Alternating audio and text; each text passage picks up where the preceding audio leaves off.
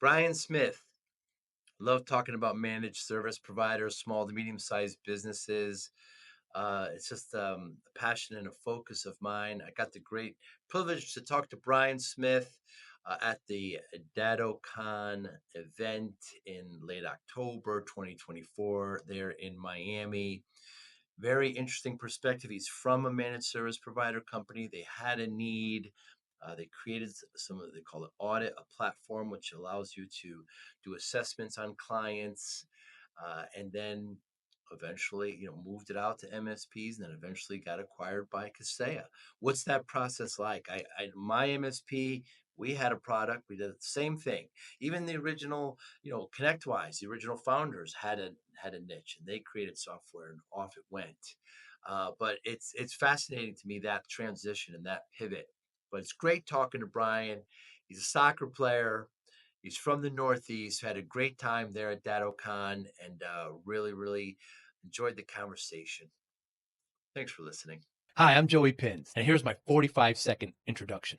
After starting my business in the 90s, I started developing poor habits of eating in my diet because of working way too much. I found myself at 340 pounds. The doctor told me if I don't lose the weight, I'm not going to see my daughter graduate. I took the next 7 months, lost 130 pounds. People ask me, how'd you do it? What's the secret? I need to lose weight. How'd you do it? How did I lose the weight? Just one word: discipline. I've had other successes in life, and I attribute them all to discipline. Now, I'm not the king of discipline, but I believe that it can help all of us. Friends convinced me to start a podcast. The podcast mission: how do we better ourselves and society? I talk to interesting people in health, fitness, sport, wellness, business, technology, science, art, and culture. And I eventually ask them how discipline plays a role in their life. Podcast vision: growth through learning from others. We're here at Dattocon in late October in South Beach. There's like 5,000 people here. What's your goal here, Bryan? It's really help MSPs save time when it comes to the discovery process and to help them sell more IT services. And so you're very unique in that you had a product with my good friend Brett, Yep.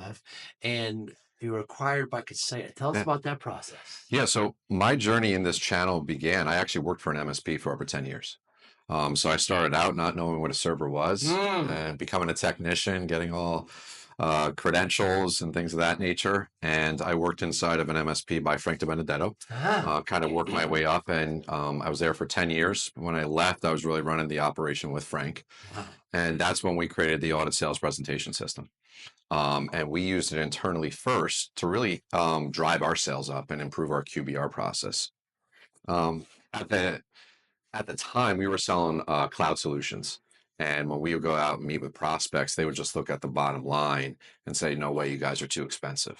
So we created audit to kind of show that holistic report, to show them where they were having deficiencies and just really compare apples to apples. And that's when we had a lot of success with it internally. And then Frank started to show it to a lot of the peer groups that he was in. And next thing we know, we had a product, which led us to getting acquired by Kaseya. So little did we know that Fred Vicola is actually from the same hometown as us, Middletown, New Jersey. So Frank and I are both Middletown. We went to the right high school. Fred and another woman in Kaseya, Katie Gregorio, she actually went to the wrong high school. So they both went to Middletown South. So small world, and led us to get acquired by Kaseya. So it's fascinating that you had a need at the MSP. Yeah. There wasn't something out there that satisfied it. So what was the decision to actually make a tool for yourself? Why not try to get something and modify it? Yeah, so really where the idea came from is Frank and I started our careers in the financial services industry. So we saw a lot of software that was utilized by financial professionals to sell different financial products. So that's a little bit of where the idea came from. And we thought that methodology could really help us applying it to managed services.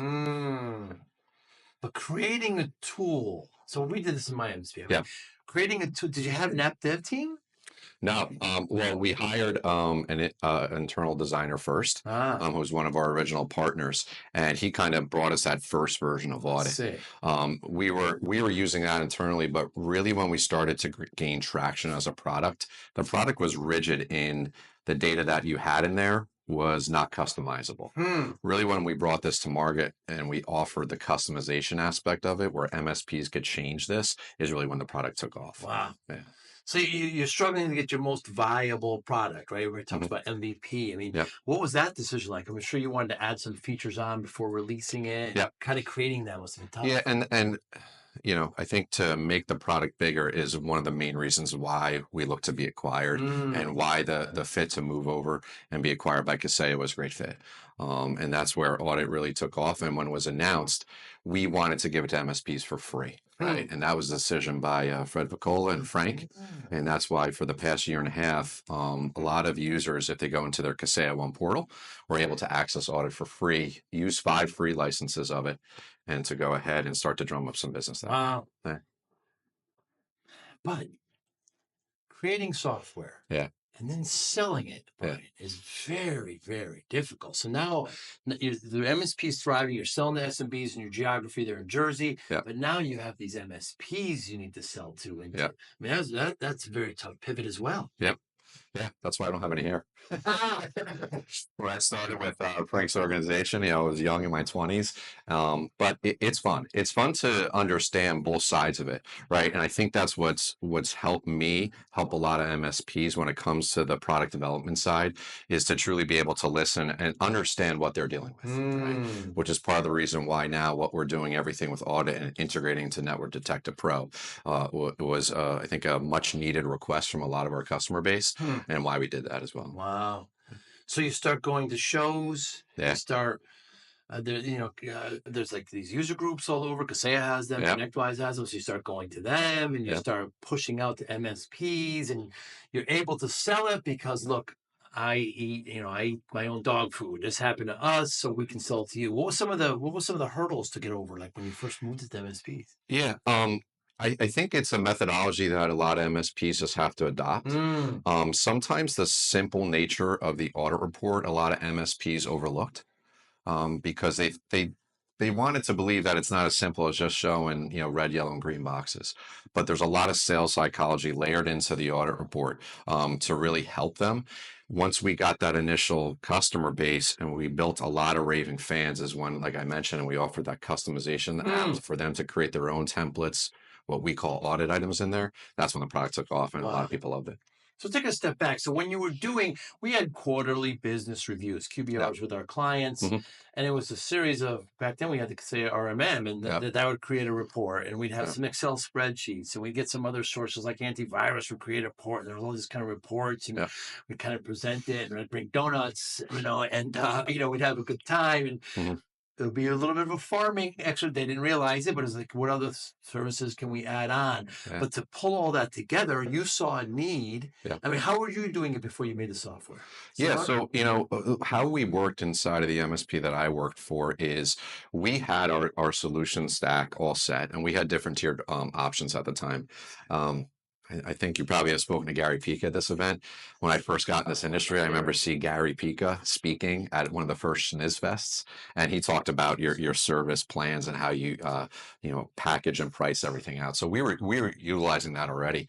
But one thing that we used to do, especially for a lot of MSPs coming to these types of conferences and shows, right? You're bombarded with all the new products and services. Mm. So what Frank and I used to do is we would come back from these events and we'd probably have a new piece of software.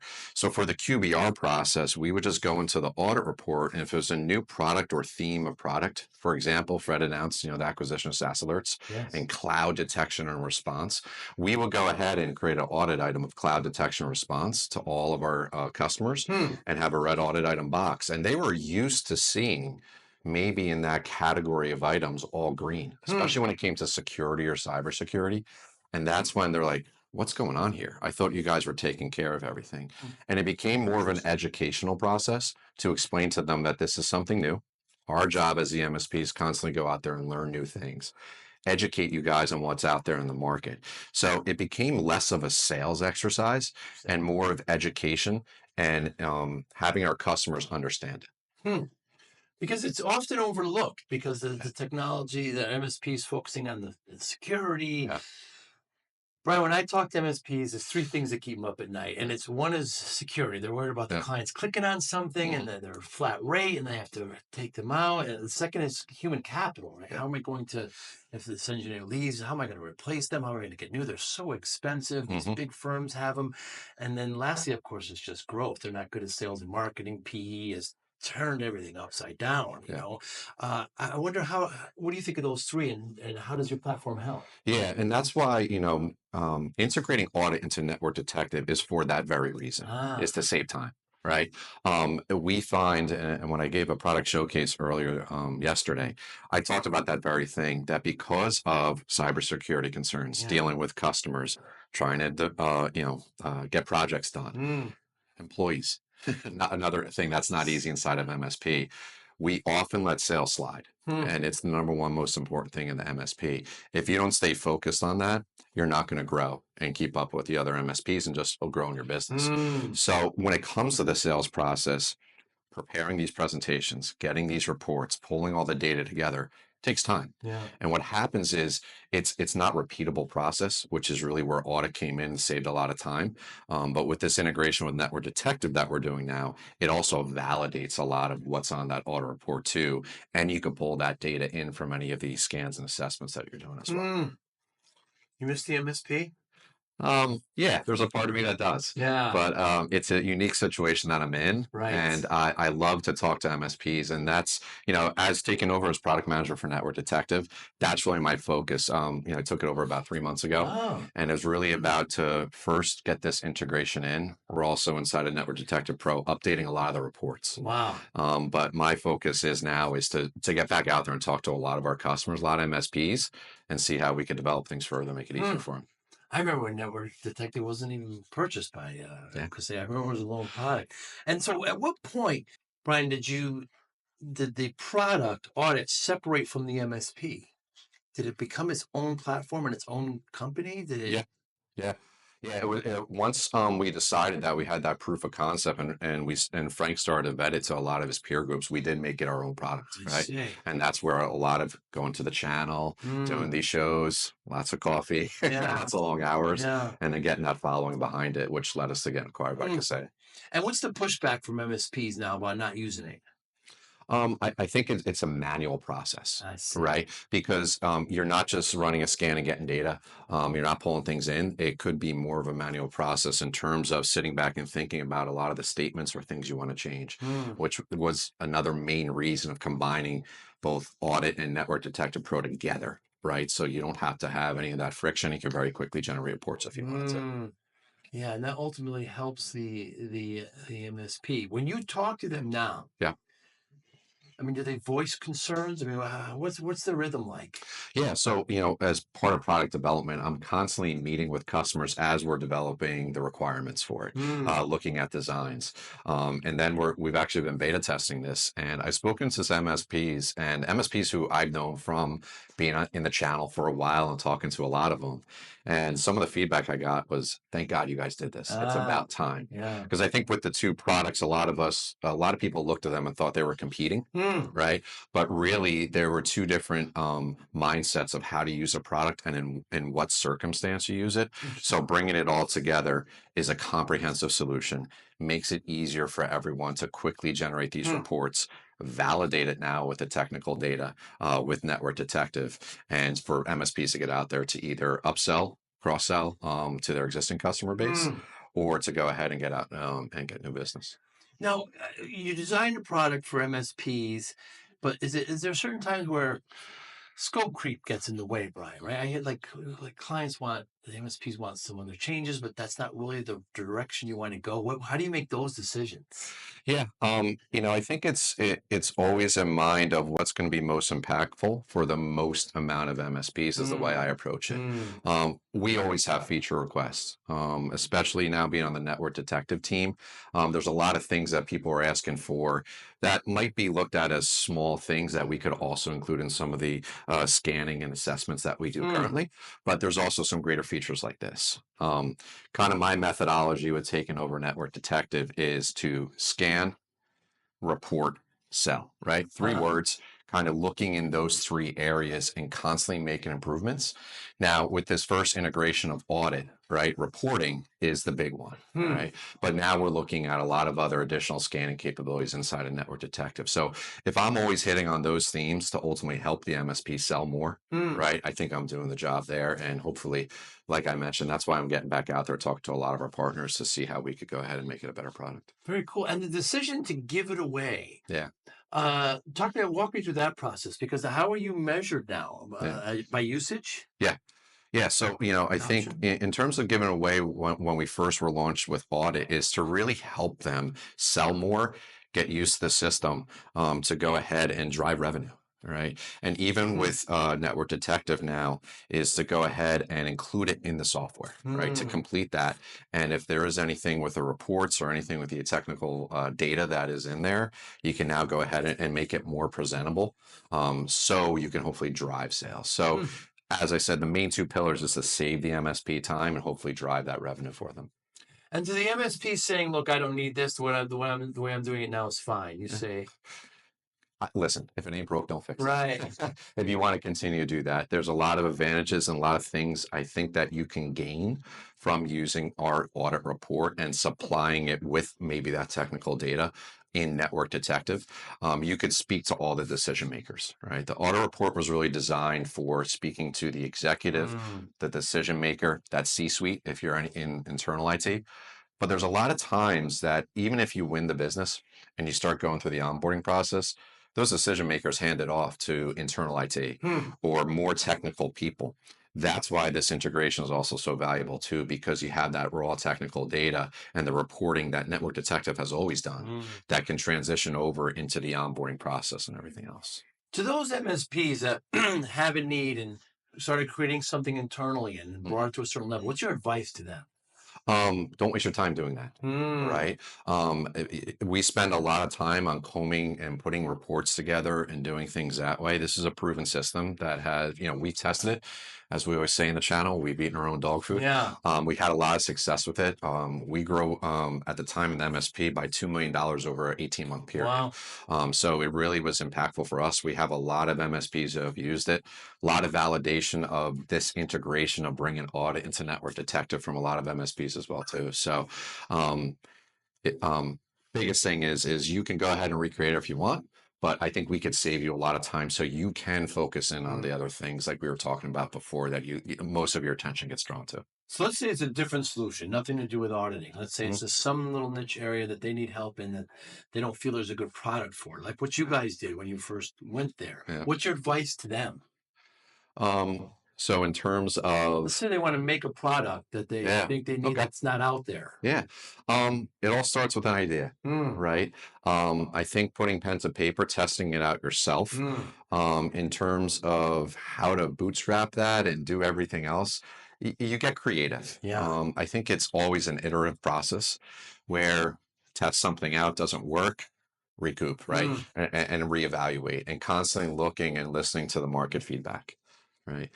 We all set out to have a plan and we think we know what it's going to look like in the future. It's a rough journey. Yeah. But during that journey, you learn a lot and there's a lot of changes to what you maybe originally thought. But I think if you're ever looking to create something like we had with audit to bring it to market, you really just want to drive the value to help people. And one of the things I could say is the MSP community is a very tight-knit group. It is. And everyone's always there to help. And even if they do give that candid feedback that maybe if you are going down this road, you don't want to hear, I think they're doing it just to help you and to help you better understand what you should be doing because it'll make an impact in their business as well. And some of the mistakes you made that they could learn from is just like patience. Yeah, and listen, I'm an impatient person. Yeah. So it's tough, but it's the journey, not the destination. Right? So enjoy the journey. Yeah, because we had a dashboard that we made back in the 2000s and late 2000s, and we saw a need. So our journey was a little bit different, Brian, in that we were selling it, doing well, and then vendors asked us to advertise in it, and so I was making much more money giving it away than I was selling it. So I went that free route. Yep. But that has issues as well. But there's just selling it generally speaking, MSPs struggle with sales and marketing. Mhm. So to have a platform like this to sell something else is really a discipline that they need to focus on. Yeah. And that's why, we've tried to make it as easy as possible. And a lot of the changes we made to the application of just audit over the Mm. past, 2 years was to help that very thing. Mm. And that's why this integration makes so much sense with Network Detective as well, Mm. too. Has there anything lately, Brian, in the last month or so that you changed your mind on? Oh, millions. Give me an example. Just from UI UX experience. Mm. And you know what? There's probably going to be more changes because as much as we've met with some customers during this planning and requirements and beta phase, we've gotten a lot of feedback. We made some changes. But as I mentioned, everything's an iterative process. Mm. And the biggest thing I could say is, I'll give the analogy, Mike Tyson. Everyone has a plan when they get in the ring until they get punched in the face. Yeah. And we know that there's going to be a lot of feedback about this, good, bad, or indifferent. But that's what we're looking forward to is to continue to make changes Mm. to make this as easy as possible, most impactful for the MSPs to drive that revenue and save time. Is software ever done? Never. And just when you think you're done, something changes, whether that's internally in the market. So it's always ongoing. Yeah. Yeah. Security issues. There's Yeah. just so it just keeps going. Exactly. Yeah, there's new features and Mhm. things that happen. It's just and when MSPs come onto the platform, they're the idea now that it's behind this big company, Kaseya, that's got lots of great resources and engineers and everything, is perhaps more comforting for them knowing that there's going to be updates, there's going to be tickets resolved, etc. 100%. And that's always was Frank's vision of this Mm. is to get it to the point to start to have someone behind it who could support that, hopefully explosive growth of it. Mm. We did very well when we got acquired on that freemium model, but to continue to integrate it, and that's where the vision of Fred and Ranjan, they're constantly thinking about think bigger, think how we can make this even better. What are those platform-esque kind of features, and how does it integrate with the rest of our stack Mm. to make the lives easier of MSPs? Mm. So I started my MSP in the 90s Okay. and in New Haven, a little north of you, Yep. and Tri-State. Okay. Big Yankee game on today. I know. Let's not talk about that. At least they won last night. So I worked way too hard, Brian, Mhm. and I got myself up to 340 pounds, just not paying attention. Yep. Doctor says to me, if I don't lose the weight, I'm not going to see my daughter graduate. Scared the hell out. So I'm Yeah. driving home, punching the steering wheel. I did this myself. It's my pie hole. Right? I'm the one who did it. I'm going to get myself out. Yeah. Next 6-7 months, lost about 130 pounds, kept it off. You can't look at it as a finishing line, right? You got to Mhm. do it in your life.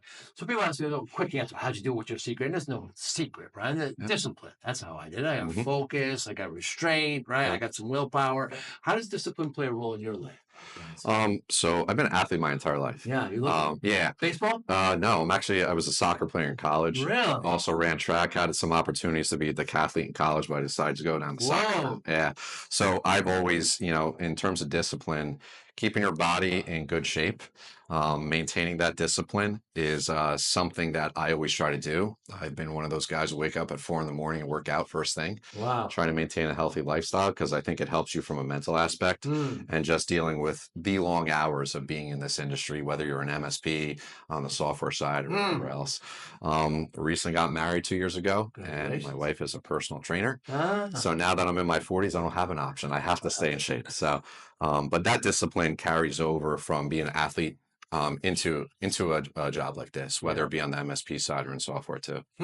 You're a defender in soccer? Center mid. Center mid. Yeah. Center mid. Yeah. Oh my goodness. Wow. So you're the general then, in 10. I don't know about that, right? Yeah. Well, you're touching the ball every 4 or 5 touches. Exactly. Yeah. Exactly. Yeah. Bringing it back and forth. Very cool. Do you have a team you follow? I'm a Man U fan. Ah, see, I'm a Man City fan. All right, we're gonna have to cut the conversation.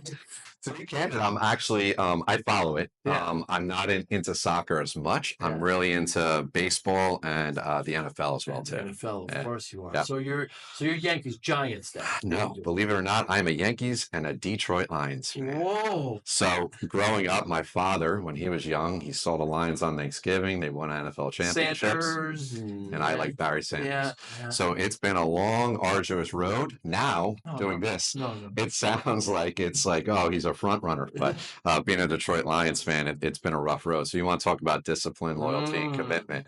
Staying by this team, it's finally paying off Good this for year. you. Knock on wood. And it's a decathlete, so that's 10 events? Yeah, so when I was in high school, I ran track, and I was a very good sprinter. I also did long jump, and my coach made me do hurdles. So when it came time to it, I was doing well in a lot of events, and I got some interest to go to some schools up in New England. One of them, Bryant University, but I decided to turn it down because that's a tough commitment. That's all year round, all summer long to train and do that. So I decided to go down the soccer route. Wow. Yeah. 10 is all, so it's like triple jump as well. It's like high jump. Yeah, long jump. You have the hurdles. You do the pole vault, discus. Yeah. It's a lot of events. Because Bruce Jenner was like our first like national, like when he won that, just to be in 10 events like that and win every one. Yeah, that's why, it was a daunting task, and that's why I decided to not go down that route, right? Just because I was more on the sprinting and the long jump side when I was there, but soccer was always fun for me, and decided to take that route. Yeah. The problem with soccer is that you can't play when you get older, man. And if I twist something, I can't play golf, I'm going to be pissed. So it was probably about 5 years ago, I was still playing in adult leagues, and my friends kept bugging me to come out to do some leagues at night. And one of my friend's younger brother was our goalie. He tears his ACL. I go back 2 weeks later. Then his brother tears his ACL. And then they were trying to get me to come out. I said, guys, I think it's time to hang him up. Before you tore your ACL. Exactly. And you're here at these events limping around.